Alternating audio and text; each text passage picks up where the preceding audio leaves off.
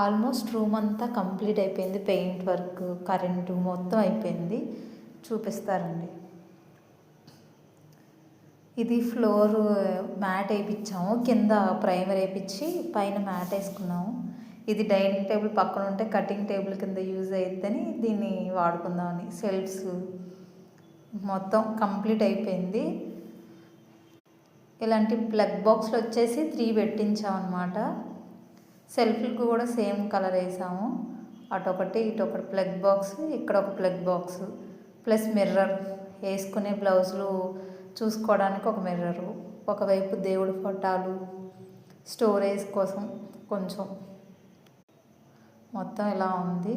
Fan, ఒక 3 lights, అలా ఒక చిన్న ఫ్యామిలీ ఉండొచ్చు, బాగుంటుంది.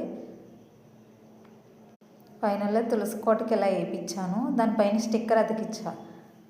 ముగ్గు వేయించే కన్నా స్టిక్కర్ బాగుంటుంది. నేను చెప్పా కదా, ఈ మిషన్స్కి ఇక్కడ ప్లేస్ ఇరుగ్గా ఉంటుంది ఇంట్లో అని, చుట్టాలది రావడానికి.